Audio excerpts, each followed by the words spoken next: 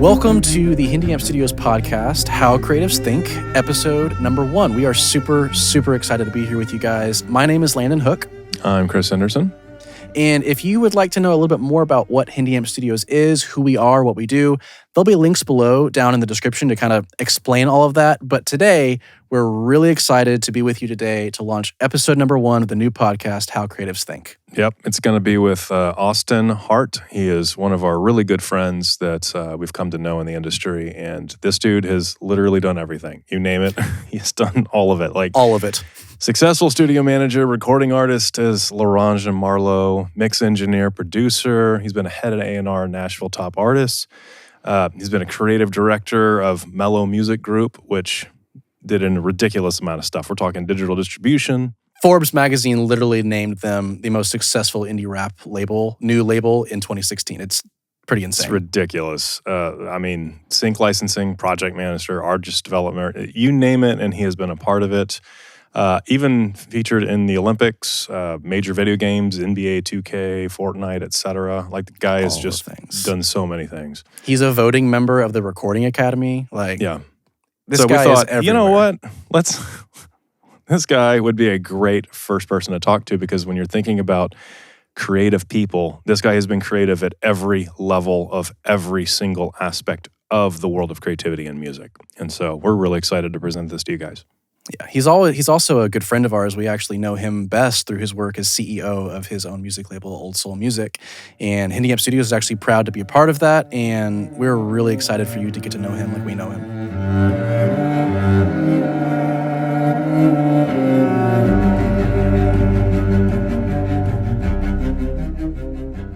Everybody, thank you so much for joining us.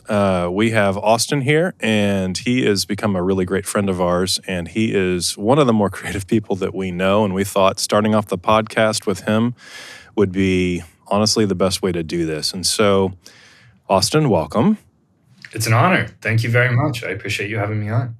Okay, so the way we'd like to start, and we plan on starting like all of our podcasts this way, is we just want to get to know you a bit more, have our audience start to understand who is Austin, what is the history of Austin, and how has Austin gotten to the point of where he is today? Sure. Yeah, no problem at all. I've had a relationship with just general sort of creativity since as long as I've been around. I think it is arguably the only thing I'm good at, and I don't think I'm especially good at any one craft. I've always loved writing and doing visual arts and music, and even approach to more analytical things. I think it has a lot of room for creativity and a lot of room to find creative solutions and problem solve with ways that sort of tap into that same part of your brain. And so, I went to school for creative writing, and I've since gotten pretty heavily involved with graphic design and visual arts. And I'm a musician and producer named Larange, and I've enjoyed painting and writing and all sorts of things, but they all kind of tap into the same part of my brain. I don't think I am especially good at any of those things in terms of the craft, but I do think that it's a nice way for me to tap into something that's very important in my life, which is just to approach life with that sort of openness to being creative. It's an interesting thing that you just said, the idea of approaching life. In other words, you're suggesting that creativity has more to do with a lifestyle, like a person. I am just who I am, and that just happens to be described as creative. Is that kind of what you're saying? I think so, but it's something that I've more reverse engineered than it is a philosophy that I tried to lay out in front of me moving forward.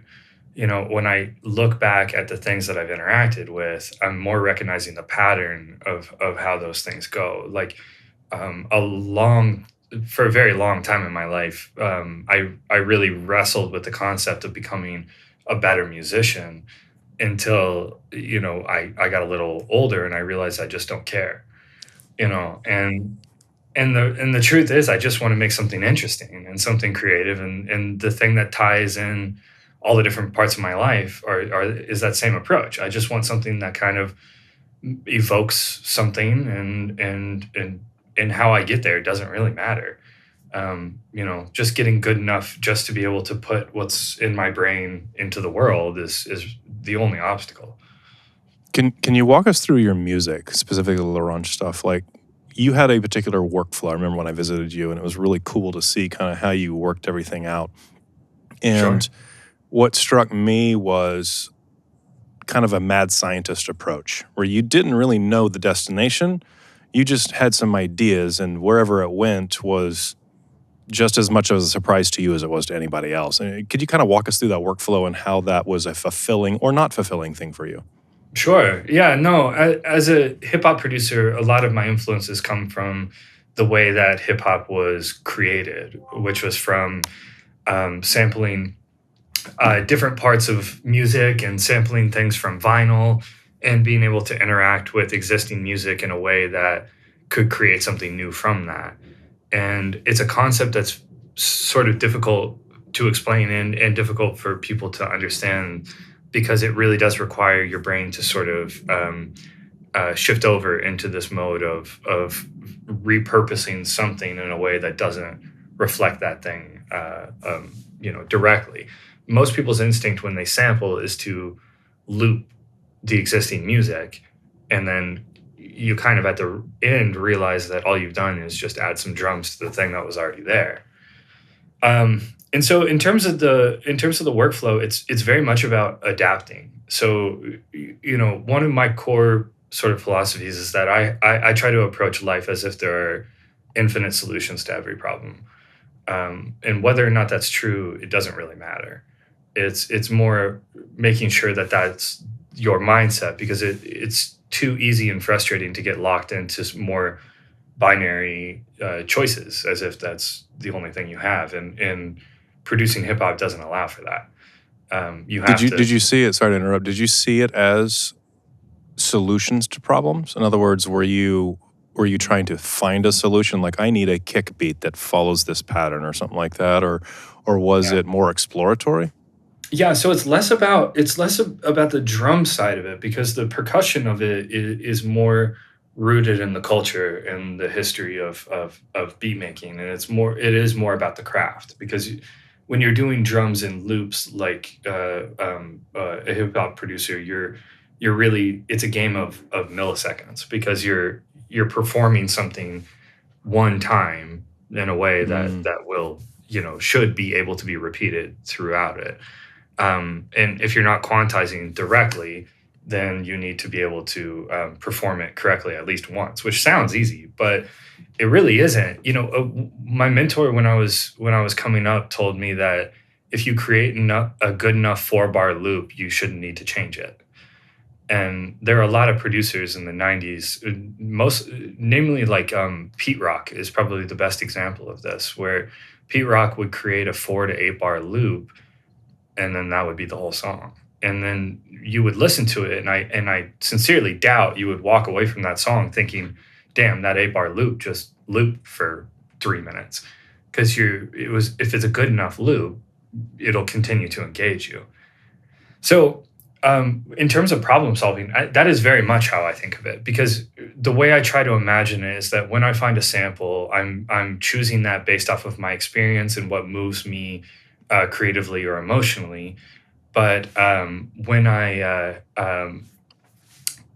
have that sample, and when I'm trying to find it or find out how to turn it into something that I like, I'm trying to figure out what the answer to that problem is. I try to imagine that there is a good beat, or there is a beat that I would make in that sample. It's my job to find it. So when you were making this music, I guess my question then is the beat something that you were trying to solve to facilitate a story that you wanted to tell?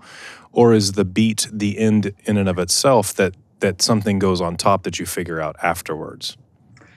No, it's an interesting question, because when I was growing up in North Carolina, I was growing up in a time when hip hop production was very much about pop, electronic, more synth driven, early 2000s style hip hop production. And I never liked that. And I still don't like it. It's honestly my least favorite era of hip hop production. Even the people that were making music that was more in line with what I did enjoy wasn't making the kind of music that I wanted to make. And so I have hundreds, if not thousands, of beats from that era of me trying to do one or the other. And then the ones that ended up coming out from there are the ones that I ignored all of that. And I just did something that made me feel something. And so through that, two things happened. One is I think I found my voice as an artist. And when you're a sample based artist, that is not always the easiest thing to do. And two, no one in my hometown liked my music. Not a single, nobody. Which hometown was this? Wilmington, North Carolina. Gotcha.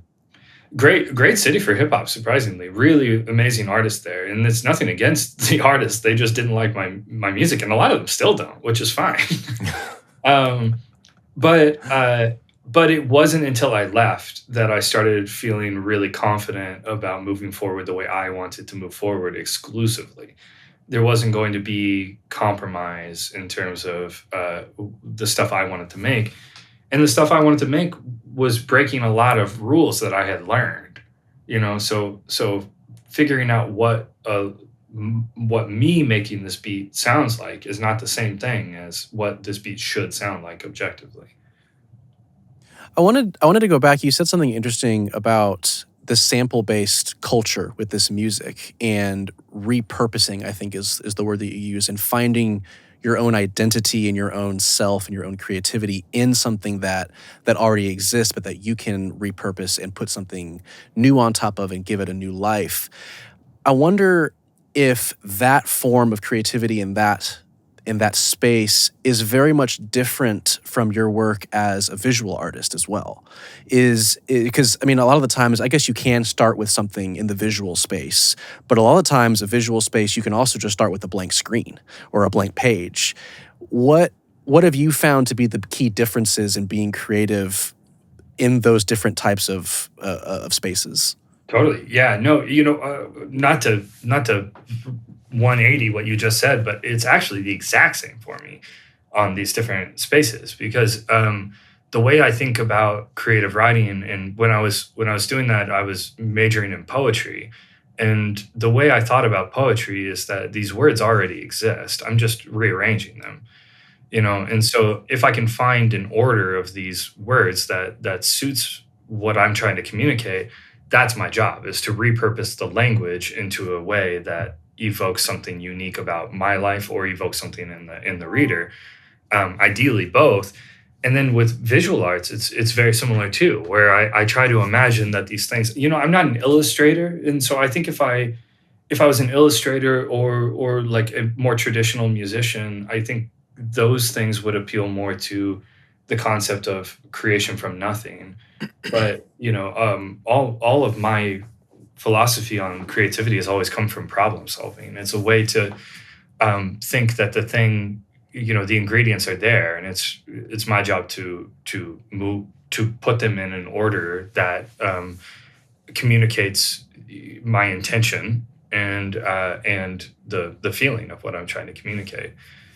And even with painting, I mean, I don't know how much talent is involved in my painting. I just push paint around on a canvas until I feel something, and then I decide that it's done, And so at that point, like, I enjoy it quite a bit, but it's not as if I have a whole lot of intention with the painting until I see what I've done, and then I modify it and I move it in a way to make it what I want. What style of painting do you usually make? I'm sorry? What style of painting do you usually make? Whatever I'm throwing paint on a canvas with a paint knife would be called. Okay, so usually like paint knife based? Yeah, almost exclusively. I don't think I've ever used a brush. I was the same way. I was Yeah. always a paint knife person, but it's interesting you're describing that, because when I was doing painting, it was the same kind of thing where I'm pushing paint around and I'm going to be as surprised as everybody else as to what ends up happening. That's it. And But then once you start to see it, you start to flush out your intentions. And so it's a problem. It's a problem that you create, and then it's a solution that you create. And in that way, it is something unique. My wife, when I started painting, she came in and gave me the best compliment a wife could ever give, which is, it's really disappointing how good you are at this. And she goes, when was the last time you painted? And I said, I don't know, like elementary school. And she said, well, what are you doing here? Why do you feel like you know what you're doing? And I said, because it's the exact same thing as me doing anything else. It's no different. I'm not especially, like I said earlier, I'm not especially good at music. I'm not especially good at writing. I'm just tapping into the same part of my brain, and I'm just trying to apply that in different places. Like, I also, occasionally will do a crossword, and it feels not entirely dissimilar. Okay, so let's take that same thought process. Your creativity comes out of problem solving. It has expressed itself from music. It's expressed itself with art, painting, etc. And now in business, which I guess it's been doing for you for a long time, but you've, with the distribution company and so forth. Can you walk us through what creativity looks like in what most people would be the mundane world of contracts and business and this and that? Because that's usually where people turn their brains off. They say, yeah, the creativity died. But I argue, and I think you are too, it doesn't die there. It actually infects everything that you do. And can you kind of walk us through that, how you see it played out? Yeah, there's really nothing that precipitates my own creativity more than seeing people not apply creativity to a problem.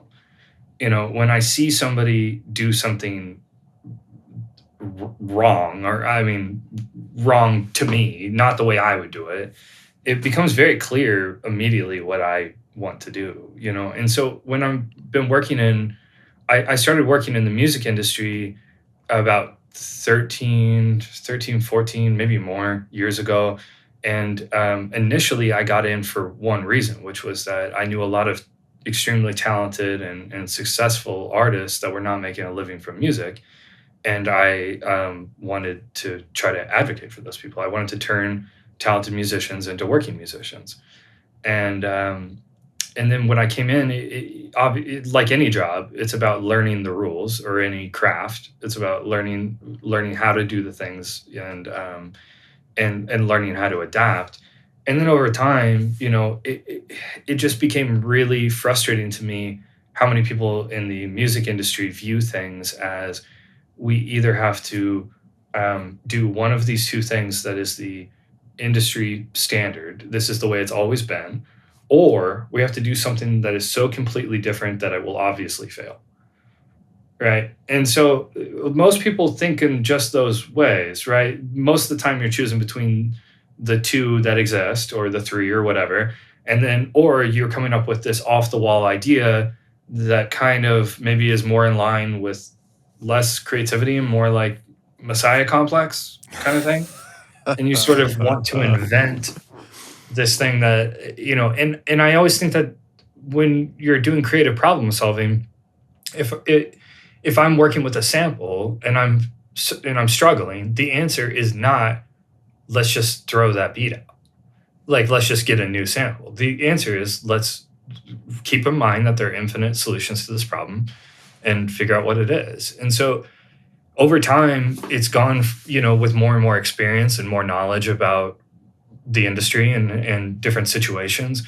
I've gotten much faster at recognizing how to adapt and the ability to adapt. So because I know I think in those terms, and because I know this industry very well, it does put me in a unique position to, when I'm talking with an artist and the artist is asking these questions, I very quickly shift from these are the two options, these are what normally happens, to, okay, so how can we adapt? How can we do something that is not against the industry entirely, in a way that would require more work from you or would potentially hurt you, to let's use the system to your advantage in some way, or let's use this company to your advantage, right? Like, beyond something that would push us out of business, we are ultimately flexible because we're built to be that way. I approached the model for the business side with a creative sort of mindset, so that I could do that, so that when I'm making decisions, they're in line with artists, and that's not as like high-minded, idealistic as it sounds, because it is the way the company's built. If an artist is successful, and if I'm able to help them find advantage and find creative solutions and use systems that are deeply flawed and borderline predatory, if I'm able to help them use those to their advantage, then that is good for me too. So You said something really important, I think. You used the word flexibility. In other words, we're flexible. And it got me thinking about the fact that it's kind of like, as a human, you start off your life more flexible than you'll ever be again in your life. And as you get older, you almost can predict a person's age based upon their flexibility, right? Once you get really, really old, you're not flexible. You're rigid in a sense. And you described something that I think is extremely important, and that is this idea of flexibility and creativity being in many ways very similar, like almost identical to a certain degree, because like you said, there's at least an infinite number of answers to every problem, right?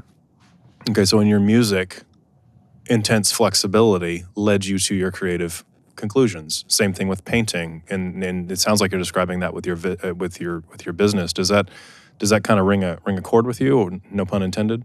Oh, yeah, absolutely it does. I mean, that is very much there. A lot of the conversations that become the most frustrating for me are the ones where I am being told that you only have a set number of options, and I'm there are so many times in life that if you know the situation you're in, if you're confident about who you are and where you are, you can just kind of make it up. I mean, like, there are really if you know the rules, it's not that you break them, it's that you can just be creative and make up the thing that follows those rules.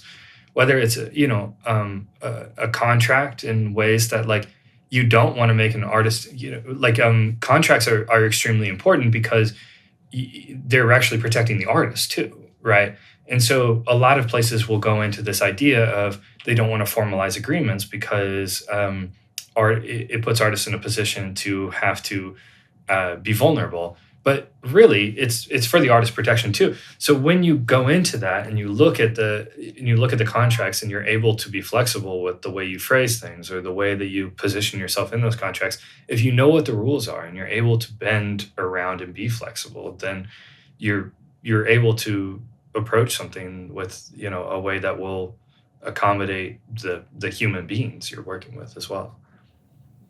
There's been an interesting thread, I feel like, from the beginning of our conversation all the way through, of kind of expanding this idea of what creativity actually is. I think a lot of people, when they hear the word creativity, they think like, oh, a photographer, a musical artist, a graphic I would never designer. think of a photographer. Landon does. It's fair. okay. It's okay. It's okay. No, but I feel like this whole conversation has taken the view that I would argue most people have of what a creative is or what creativity is, and expand that to creativity can simply be defined as problem solving in a given situation, which, if that is how you view creativity, creativity can be applied to so many different facets of living as a human. I know that as creatives, sometimes we get more out of certain aspects of creativity. And I know that being an artist like Larange is a different form of creativity in some aspects than just being a label executive or anything else. I know that problem solving is the common thread, but I would like to hear your thoughts on, do you feel like you get something different as a creative out of your work as an artist opposed to your work as CEO of Old Soul Music, or are they really combined that much, or is there some separation for you in that? Well, so I do think this slight distinction between problem solving as a I think that there is a way to approach problem solving as it intersects with creativity. I think that that is my favorite type of the way people think. I think it's the way that I pride myself on making sure that I'm vigilant about continuing to think in those ways. But I also know some pretty incredible accountants are amazing problem solvers. I wouldn't describe all of them as creative, but some Right. are, you know. But when it comes to the differentiation between the fulfillment or the result of something like my music versus my work with Old Soul Music, they could not be more different in terms of the results. The process I like to align as much as possible because it's just what I'm good at. And if I do what I'm good at with artists, it helps artists. And so but the result is incredibly different. The process is really nice to scratch that creative itch in both places, but the result is very different because it's important to me that when I work on the business side, the art is not about me. It's not. I have plenty of places to get validated creatively or to feel good about myself in terms of my own creativity. I could just go paint a thing that no one will ever see, and that feels good to me.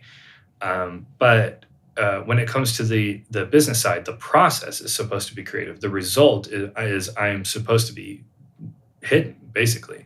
The only ways I'm not hidden are ways that I am trying to add value to artists. I desperately, desperately do not want to affect the creativity of any artist I work with because I'm out of the same respect for my process. I want to have that, mirror that with artists I work with. Right.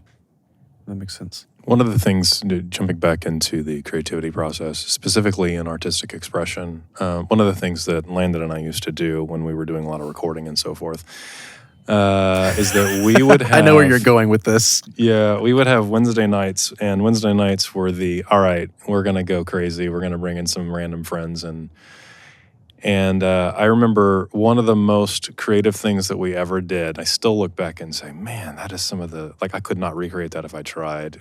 I tuned a guitar to open C tuning, but kind of a funky version of it. And I told all the artists who had never played in this particular tuning, everything we write tonight has to be a song and it has to be in this tuning. And it was one of those things where, like you were saying, problem solving.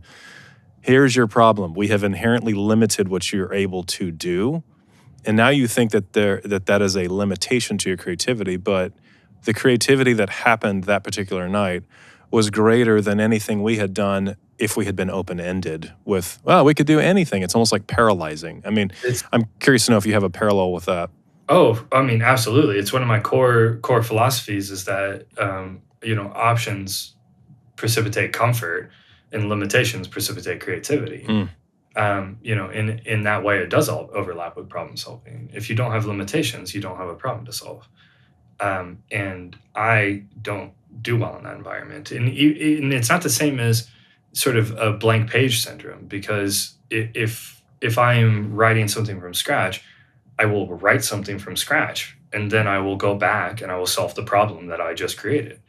So it's positioning myself to play to my strengths is sort of how I developed my own process. Well, I think we even see that in like writing a film score, for example. Like we'll start with this initial melody or this initial progression, but then once you get into the weeds of what that song becomes and grows into, there are problems that come up because of the progression you wrote or because of the melody you wrote. And that doesn't inherently mean that melody or progression is incorrect or wrong. It just simply means that now you have something to solve based on what you started with. And I would argue, and I think we would all agree, that I think some of the most beautiful things can come out of trying to solve a problem in that situation, such as, how does this melody work over this progression? How do I fit a melody over this progression? Like it allows you so much.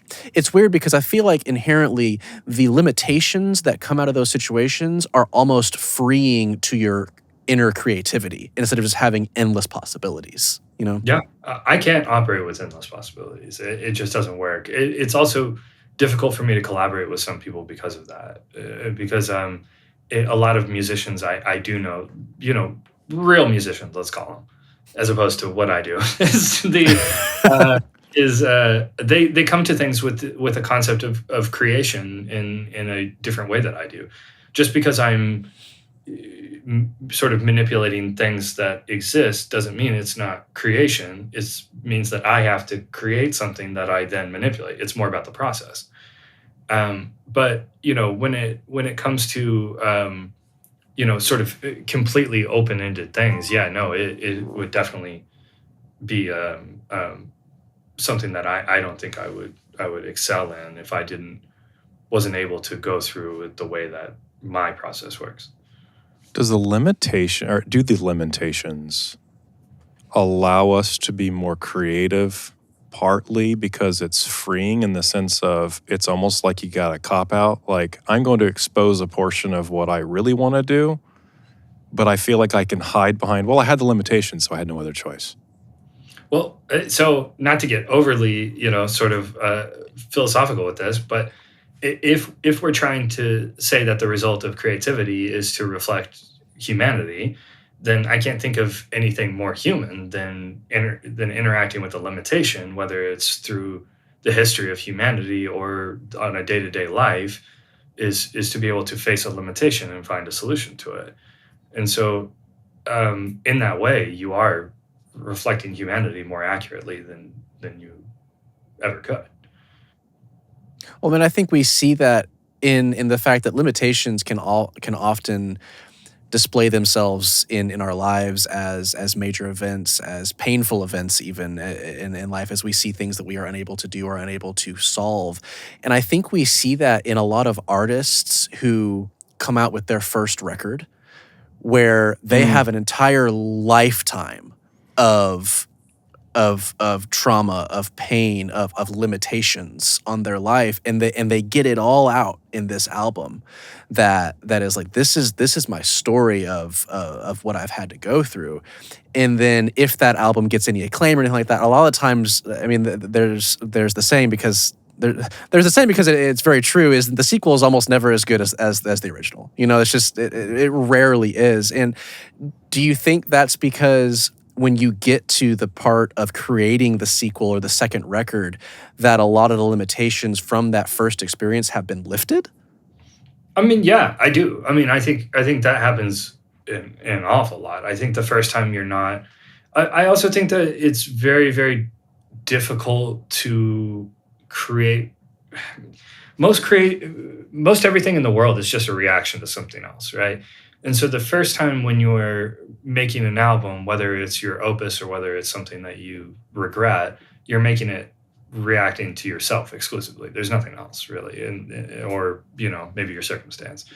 But then when you make something, the second time you go back, you are factoring in, the way people perceived your first album, especially if it was successful. And so there is some of that for sure. One thing I see a lot is that artists think that every song needs to be their entire life. Mm. And in my experience, a piece of art should just be one thing. Um, and so if you know what that thing is, it's going to be a lot easier to communicate it. And so artists do put a lot of pressure on themselves with their sophomore albums for that reason too, is because they think, first of all, why did people like that first one? Oh, it must be because of this, and they're always wrong. You know, and then or they think this is now this album needs to be this or that. It needs to be more ambitious. It needs to be more this or more that. But even by thinking more anything, you're reacting to yourself, and you never want to become a fan of yourself. And when I say a fan, I mean not just loving it, but also reacting to it in any way. Like fans hate music all the time. Sometimes if you're reacting to your own music, then you are acting as a fan. You're not acting as a person who's creating. So is it better to ignore what anybody says or thinks about your creation? And if you That's don't process. ignore, then you end up losing the creativity as a result? I mean, I think you're kind of damned if you do and damned if you don't. So it's sort of one of these. It's sort of one of these things where it's very difficult to say what you should do in that situation. It's more about how you manage the situation, and Well, I a mean lot of more that. along the lines. I mean more along the lines of staying creative. So in other words, No, you've no, no. I stayed know. creative for a number of years. Like, what's the secret? Do you think for you in that sense? Well, so what I was saying is I think that it ends up coming down to something less about creative process and more about your chemistry and more about how you act when you encounter emotional problems throughout your day, or how you deal with conflict, or it ends up interacting with a lot of the way you handle interpersonal communication or disappointment or these kind of things. So it's hard to write a prescription for that because some people really don't have an issue interacting with the reviews. For instance, I very seldom will ever have a strong reaction to a review. I'm pretty okay reading them because I'm very confident in what I wanted. So it's really just about whether or not they understood, or that I've even reached out to a particularly insightful reviewer who, in my opinion, reviews music a little too intellectually when it comes to my stuff, but he had some really interesting thoughts from that perspective, and I was really curious about elaborating, and so I reached out to him with the kind of intention to be like, look, I'm not trying to call you out on this. I'm not trying to confront this. I'm not trying to say you're wrong. I just really would like to hear more about what you meant there, because it feels like that's a valuable outside perspective for me. Some people, I would never recommend that for in a million years, because interacting with that in any way is going to be bad for you. What would be some words of advice that you would give to people, whether they be in the music or the artistic, like painting, the visual arts industries or whatever else, up and coming people that are they're still bright eyed, they don't know what they don't know, but man, they're really excited about it. What would be some pieces of advice? I realize this is steering a little bit away from the creativity side of things, but I think it could be incorporated with it. For those types of people, what would you advise as far as how to have a lifelong fulfilling creative career in these types of industries? Well, the career part makes that slightly more complicated question, but my advice to people who want to have a lifelong fulfilling relationship with creativity is to try to pay attention to your own chemicals. So when people are trying to find their style or their approach or their voice, a lot of people are mixing in a lot of things. They're conflating a lot of influences that, in my opinion, don't belong. So what is good? What will my friend like? What would my hero like? What would somebody like this on the radio? Would somebody want to see this in a museum? Those are all things that are kind of irrelevant, because the people that really find fulfilling relationships with their art, in my opinion, are people who try to pay more attention to what they like, because it's not as obvious as it would seem. Because if you are creating your own voice and you want it to be fulfilling, you're really going to be imitating the people you love. And my theory is that you imitate the people that you love, and when you realize how absolutely incapable you are of imitating those people, whatever is left is your style. Mm. And so if I'm going to come in and try to become Kanye West on my first beat, and then I keep going back to that well for a year because I don't know how else to do it, I'm going to end up with about 100 beats that are all terrible. But it's important to go, what do these beats have in common? Like, obviously it's not Kanye West. So what is it? What do I do? Pay attention to your own music as if you are like treating yourself, like taking care of yourself rather than putting yourself into a box that doesn't already exist. Well, on that note, I know that creativity and having a lifelong good relationship with it, there's nothing in life that's going to be lifelong that's not going to involve disappointment and bumps in the road.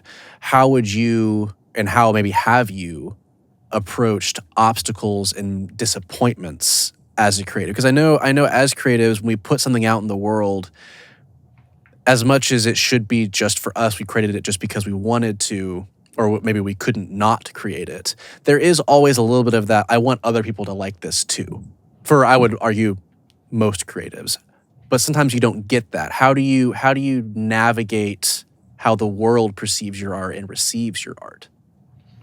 Well, there are a lot of different ways. I mean, it's sort of a complicated um, uh, question because there's a lot of different caveats to it. I think first and foremost, you try to envision these creative obstacles as just things that are happening, as opposed to disappointments. They're just, the only times that you would be disappointed is if you had set expectations for yourself that you didn't meet. And I don't know if art is really the place to do that. Mm. Um, and so when it comes to, the actual effect of your music, something I try to share with artists, but I don't know how well received this concept is, but it's always been important to me, is that, like, when we talk about changing the world, we tend to think of in terms of, Edison and Einstein and Da Vinci, but really every human that's ever, like, pulled a blade of grass from the yard to see what it looks like up close has changed the world. I mean, like, you don't have to be overly, you don't have to touch every human in the history and the future of society to have made an impact. It almost bothers me when I see people that have maybe 100 monthly listeners, and they are talking about themselves as if they failed. And I understand ambition, but to me, you have to set aside ambition from why you're doing this. Do you want to do this to resonate with people, to show them something about yourself, or because you have something to say, or because you have to? And none of those things come with any expectation, or they shouldn't really. So appreciating that by having created something, you have changed the world in some way is really important to me, just from I guess, a more sort of esoteric philosophical standpoint. But I also think it's a really important way to maintain your mentality. Yeah, it sounds like what you're saying essentially is this. If what you produce is never going to be seen by anybody, and if what you produce is going to literally be seen and loved by everybody, are those two things the same? If they are, then you're being creative. So my very first album was an album called The Mad Writer, and that name was also used for the documentary about me, for some of my for that story. But the concept of that album, the concept of my very first album, was it was a story about a guy who leaves his family one day, rents a room, and starts typing on this endless scroll of paper, and just never stops. And so the idea being, what's the relationship between art, the artist, and the audience, and to what extent does that art have value if it never leaves your where you are? And it's interesting you phrase it that way, because that's exactly the concept that I was trying to ponder in that album. And I think about that a lot, because it's important for me, as somebody who was living that life a little bit, who was making thousands of beats that people have never heard, and you know I having poems and on post-it notes sort of plastered on my walls and shit. Like, it's important to me that that has value, and that doesn't mean monetarily or financially or in any way other than just, I had to do this, and so I did it.